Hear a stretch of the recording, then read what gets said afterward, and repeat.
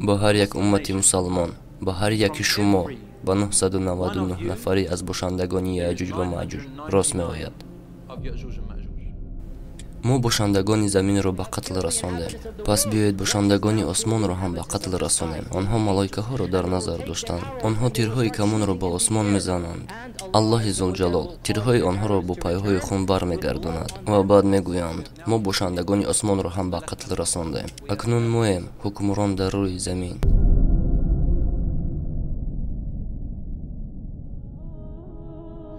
خوب، قبیله یأجوج و مأجوج افاده عجیب است. اصلا این دو کلمه است.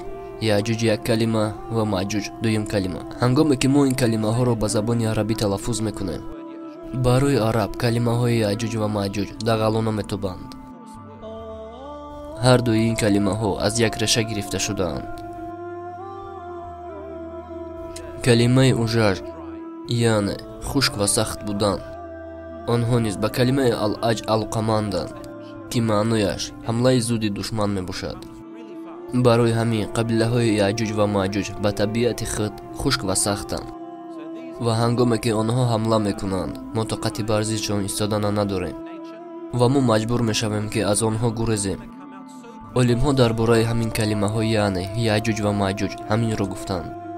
یأجوج این یک قبیله است و مأجوج قبیله دیگر، لیکن آنها با هم پیوندند و اینها در حقیقت مخلوقات انسانی اند. یأجوج و مأجوج اینها انسانند و اینها در حقیقت در روی زمین وجود دارند. آنها از زمان حضرت موسی علیه السلام وجود داشتند. در زمان حکمرانی پادشاه بزرگ به نام ذوالقرنین. یگان کسی فهمیدگی هست درباره ذوالقرنین. ذوالقرنین انسانی دوشاخه بود. او را همه خیل لقب مانده بودند، زیرا او کلاه داشت و در کلاهش دو شاخه بود. ذوالقرنین یک پادشاه بود که الله را عبادت میکرد. او پادشاه عادل مسلمان بود. او یکی از بهترین های بود که در روی زمین زندگی کردگی است. او اینقدر قدرت و اینقدر تاثیر داشت که سلطنت او تقریبا به تمام جهان پهن شده بود. من تقریبا به آن سبب میگویم که در روی زمین گوشه های بودند که تمدن یعنی سیویلیزاسیا هنوز به آنها نرسیده بود. به مانند امروزه نوابسته از آن که فرهنگ و تمدن به کجای نمیرسید، حکمرانی ذوالقرنین در آنجا بود. الله سبحانه و تعالی درباره ذوالقرنین در سوره قهف گفت ذوالقرنین به جای خیلی دوردست زمین رسید. او تمام جهان را میگشت و میگفت که آیا کسی به کسی ظلم میکند و یا کسی عمل نیک کند او را مکافات میداد. خلاص در روی زمین عدالت را پهن میکرد. او شخصا با جنگاوران خود زمین را سیر میکرد. به هر جایی که نمیرفت الله را عبادت میکرد و عدالت را پهن میکرد. الله یکی از سفرهای او را توصیف میکند.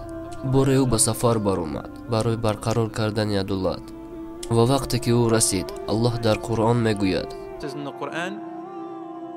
حتى اذا بلغ مغرب الشمس وجدها تغرب في عين حمئة. تا به مکانی برآمدن آفتاب رسید دید بر قوم طلوع میکند که غیر از پرتاب آن هیچ پوشش برایشان قرار نداده. او دید آفتاب در جای طلوع میکند که این دو نمود تفسیر دارد، یکیش آب چرکین و دیگرش آب جوشان. هر دوی تفسیر درستند، زیرا که این کلی عجیب و غیر عادی بود. او کلی چرکین و جوشان بود. بعضی ها تخمین کردند که او آتش گداخته بود، ولی الله درست‌تر می‌داند. آب این کل از آب‌های عادی فرقیت داشت و آنها در آنجا گروه انسان‌های را یافتند. در جایی که آنها رسیدند بعد از آن زمین نبود، یعنی ذوالقرنین به جای دورهای دور رسید که در آنجا تمدن یعنی سیویلیزاسیا نبود. آن درباره چی گفته شده است در آن آیت؟ او راه یافت در بین دو کوه و او گروه انسان‌های را یافت که با او سخن گفتن نمی‌توانستند. آنها از تمدن یعنی از سیویلیزاسیا دور بودند. او در آنجا انسان‌های را یافت که زبان انسانی را به زور می‌فهمیدند. خوب، الله به ما گفت که ذوالقرنین به یک زمین دور رسید که از تمدن یعنی از سیویلیزاسیا کنده بودند، از دیگر مردم دور بودند. آنها با دیگر مردم حتی صحبت کردن نمی‌توانستند. آنها بین هم با دیگر نمود صحبت میکردند، یعنی به استفاده سخن ҳама метавонанд аломатҳои оддӣ, имову ишораҳо, садоҳо ва ба монанди инҳоро истифода баранд. хуб, онҳо ба Зулқарнайн гуфтанд ки Яъҷуҷ ва Маъҷуҷ бадиҳои бисёре меоранд бар заминҳои мо. яъне қабилаҳои Яъҷуҷ ва Маъҷуҷ байни ҳам рафту омаду ҳамкорӣ мекарданд. Яъҷуҷ ва Маъҷуҷ бадӣ меоранд, онҳо дуздӣ мекунанд, онҳо ба куштор даст мезананд, онҳо таҷовуз мекунанд, онҳо зарар мерасонанд, онҳо дар замин бадии бисёре мекунанд. эй Зулқарнайн, ба мо ёрдам карда метавонӣ? Яъҷуҷ ва Маъҷуҷ онҳо дар замин фасод мекунанд. биёед таҳлил кунем. ин инсонҳо ба Зулқарнайн шикоят карданд. инсонҳое ки тарзи ҳаёт ва забони хеле ибтидоӣ доранд. Зулқарнайн ба ҷое расид ва қавмеро ёфт ки аз тамаддун, яъне аз сивилизатсия хела дури бад. ва онҳо ба Зулқарнайн дар бораи қавме гуфтанд ки аз инҳо ҳам бадтар буданд, бо тамаддуни кӯҳан ва боз ҳам ибтидотар. агар ки мо ба шумо пул диҳем ки шумо ин қадар подшоҳи тавонгаред, бо ин қадар ҷанговарони худ ва бо ин қадар пешравиятон, шумо инсони хубед ки бо мо ин қадар меҳрубонед, гиред ин пулҳоро ва моро аз Яъҷуҷ ва Маъҷуҷ наҷот диҳед. шумо метавонед дар байни мо деворе созед. онҳо аз ин водӣ мегузаранд, дар байни мо як деворе созед, то ки онҳо ба назди мо омада натавонанд. Зулқарнайн гуфт, ҳар чизе ки Аллоҳ ба ман надод, ин беҳтар аз пулҳои шумост. ба ман пулҳои шумо лозим нест. ман инро фи сабилиллоҳ мекунам. ман инро барои ризогии Аллоҳ мекунам. шумо маро ба нерӯи хеш мадад кунед. ба ман фақат қуввати кории шумо дар кор. ва Зулқарнайн гуфт, ба ман варақҳои оҳанин ё ин ки тикаҳои оҳан биёваред. ӯ оҳанҳоро дар байни ду кӯҳ монд, монеае сохт, аз оҳанҳое ки дар аввал хунук буданд. Зулқарнайн гуфт, пуф кунед ва бо курк, яъне мех, оташ афрохтанд. дар зери пораҳои оҳан оташи бузурге шӯъла мезад. оташ чуноне ҷӯшон буд ки пораҳои оҳанро гудохт ва як воҳид ташкил кард. барои ана ҳамин ёрии мардум ба Зулқарнайн лозим буд. Аллоҳ медонад ки онҳо чӣ хел тавонистанд ин хел гулхани калон созанд. Аллоҳ медонад ки онҳо чӣ кор карданд. Зулқарнайн соҳиби технологияе буд, то ки ин кушодагии азими байни кӯҳҳоро пӯшонад. ва маълум аст ки Яъҷуҷ ва Маъҷуҷ ба дом афтоданд. дар замине ки аз он ҷо берун баромада наметавонанд. Аллоҳ дар Қуръон гуфт,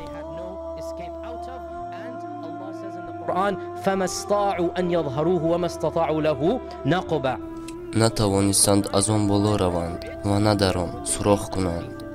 тарҷумаи оят. пас маъно зерин аст. Зулқарнайн деворе сохт ки ҳеҷ чиз онро бартараф карда наметавонист. ҳеҷ чиз ва ҳеҷ гоҳ онро шикаста наметавонист. на иқлим, на одамон, на силоҳ, ягон чиз онро шикаста наметавонист.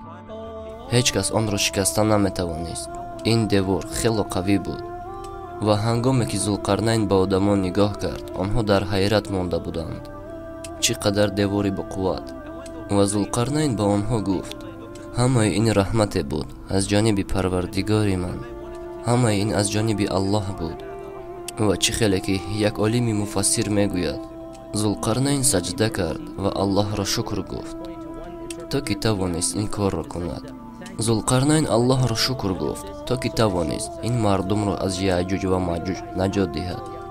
баъд ӯ гуфт, thanked Allah for blocking them up, and then he said فَإِذَا جَاءَ وَعْدُ رَبِّي جَعَلَهُ دَكَّاءَ.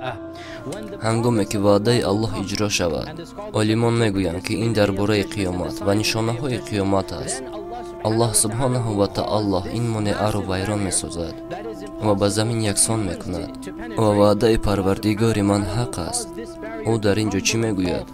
онҳо аз ҷаҳон ҷудо хоҳанд шуд то вақти муайян ки меояд ва танҳо бо иҷозати Аллоҳ ин девор чапа мешавад. фақат Аллоҳ медонад ки оё касе ба ин макон рафта расидааст ё на. ва агар ки шумо хоҳед донед ки ин ҷой дар куҷост, дар як тафсире ки ман хонда будам гуфта шуда буд ки албатта ки Аллоҳ дурусттар медонад ки дар қисми кураи болои замин ҷойгир аст, дар самти қутби шимолӣ, дар наздикии қутби шимол ҷойгир аст. ва Аллоҳ дурусттар медонад ки онҳо маҳз дар куҷо ҷойгиранд. ва Аллоҳ гуфт: мо онҳоро тарк кардем, яъне Яъҷуҷ ва Маъҷуҷро. Яъне Аллоҳ мегӯяд ки шумораи онҳо беҳад зиёд аст, онҳо боло ба болои ҳам мебароянд, чӣ гунае ки мавҷи дарё ба мавҷи дарё мезанад. Яъҷуҷ ва Маъҷуҷ дар Қуръон ҳамагӣ 2 бор зикр карда шудаанд ва ин якуме аз онҳо буд. Ва дар ҷойи дигар Аллоҳ дар бораи пайдоиши онҳо мегӯяд. Яъҷуҷ ва Маъҷуҷ аз куҷоанд? Таърихашон чӣ гуна аст? Зулқарнайн роҳашонро баст, дар дом афтонд. Ва Аллоҳ мегӯяд: мо онҳоро дар ин дом гузоштем, ки онҳо дар он ҷо ба миқдори зиёданд, ба монанди занбурҳо ва ё ба монанди гамбузҳо. онҳо ба болои якдигар мебароянд, аммо онҳо аз инсоният ҷудо шудаанд, то замоне ки ва ин қонуни Аллоҳ аст. мо озод накунем Яъҷуҷ ва Маъҷуҷро. мо дарҳоро барои Яъҷуҷ ва Маъҷуҷ мекушоем ва онҳо аз ҳар кӯҳ фаромаданро оғоз мекунанд. ва онҳо дар ҳама ҷо мисли арғувон, мисли занбур ва мисли мурчагон хоҳанд буд. ана ҳамин буд ҳарду зикри Яъҷуҷ ва Маъҷуҷ дар Қуръони Карим.